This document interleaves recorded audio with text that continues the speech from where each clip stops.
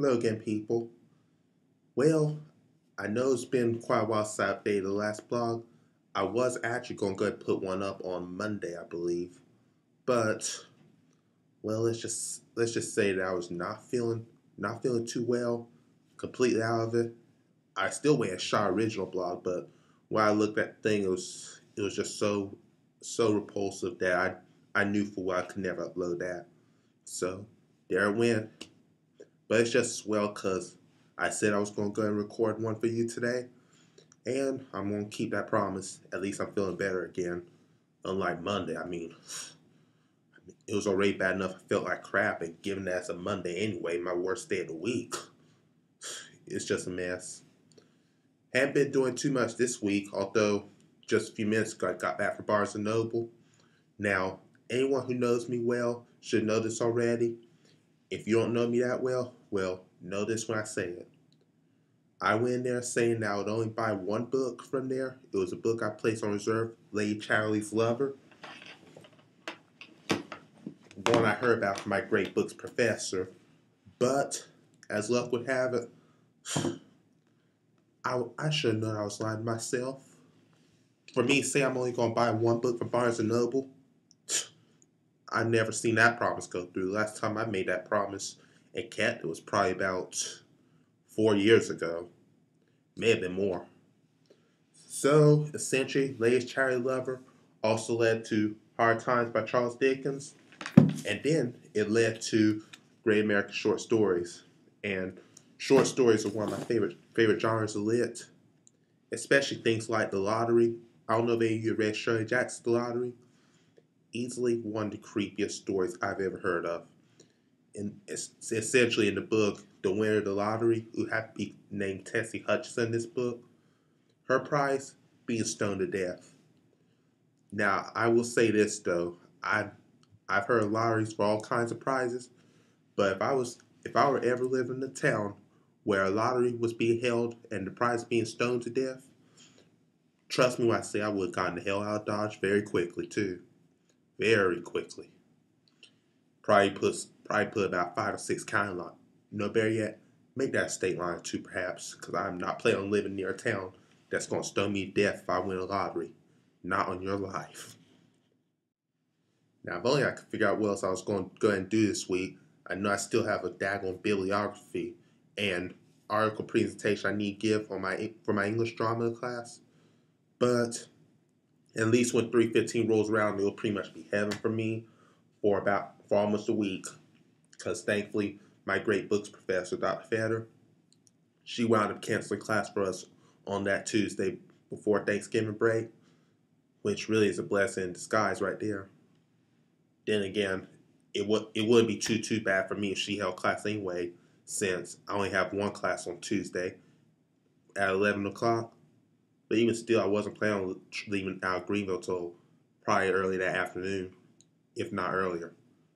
So, especially given that I don't know if one of my clubs are still gonna meet on Monday or Tuesday, and I still have a crap load of emails I need to send out, including when I unwittingly schedule a meeting for one of my clubs on the same day at the same time of a Christmas party for one of the Christian organizations I'm a part of.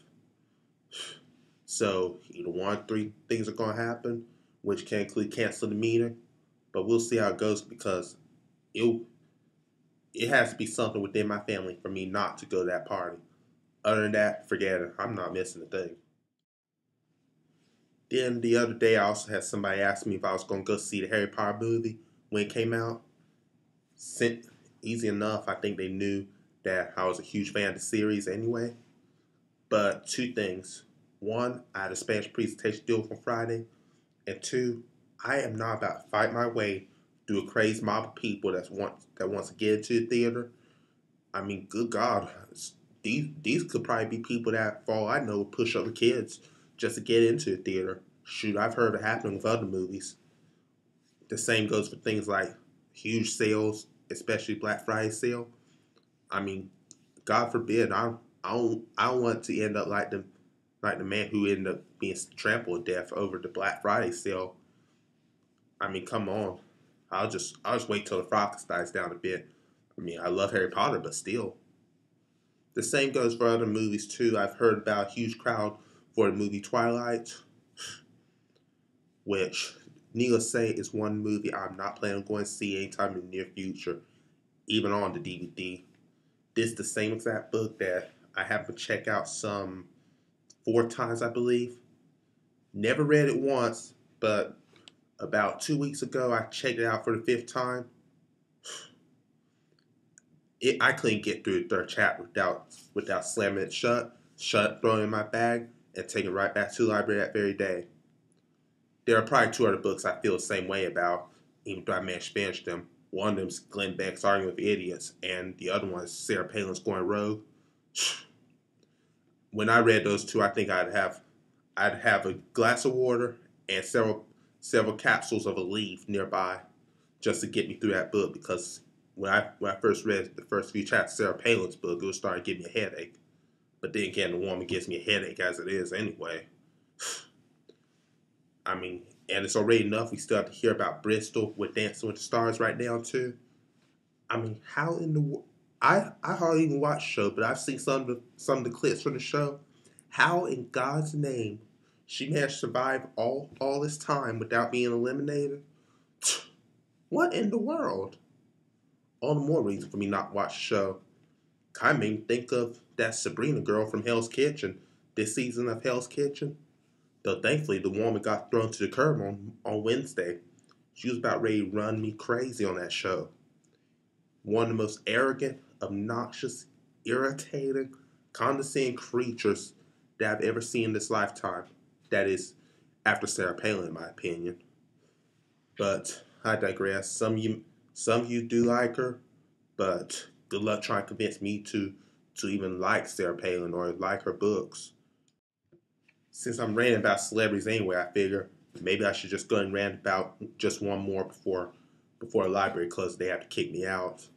I mean, I love books, but I'm not planning on being locked up in a library. So the next one that I'm going to go and bash today, my niece loves him dearly, but for me, Justin Bieber about runs my nerves ragged, especially hearing that song "Baby." Oh my goodness gracious! That have you ever had a tune that just stays in your head? You cannot get out of your head, even though you hate the song.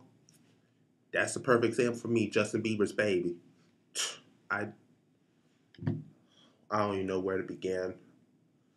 When I last time I heard the song was about a week ago over the radio.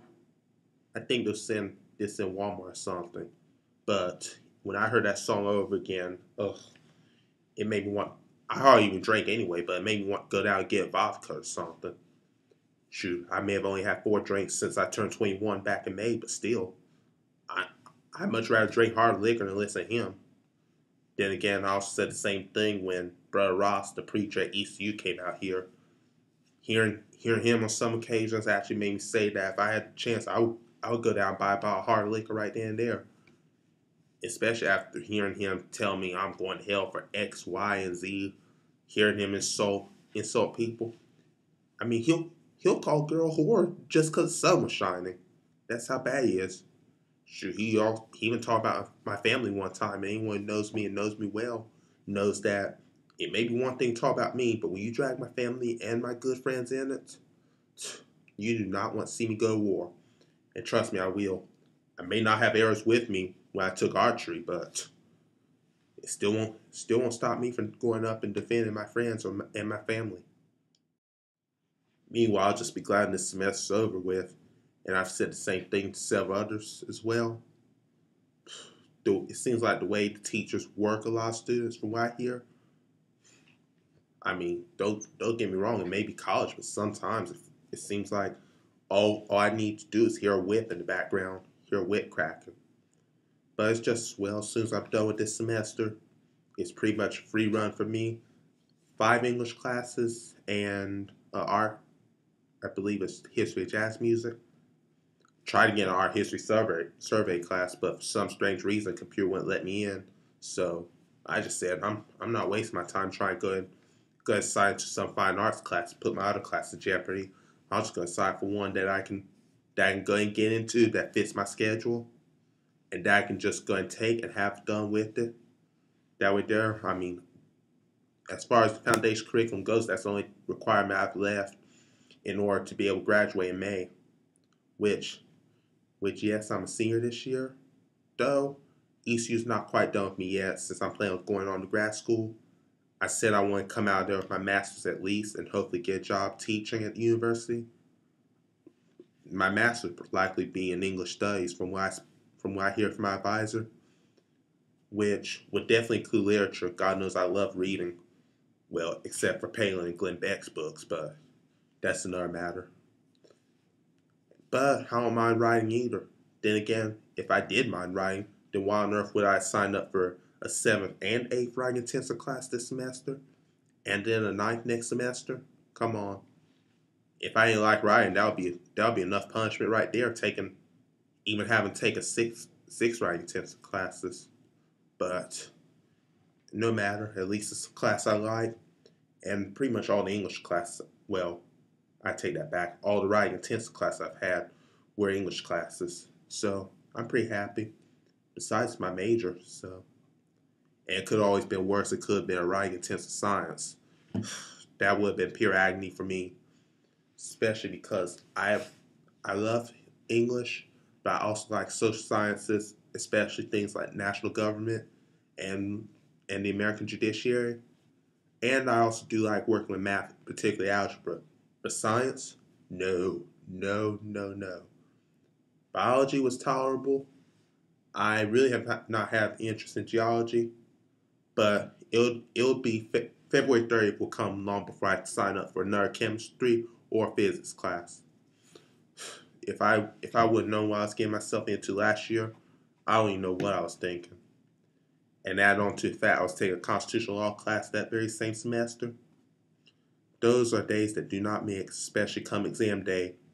There's been at least 2 particular days when I had a common law exam and a physics exam back to back.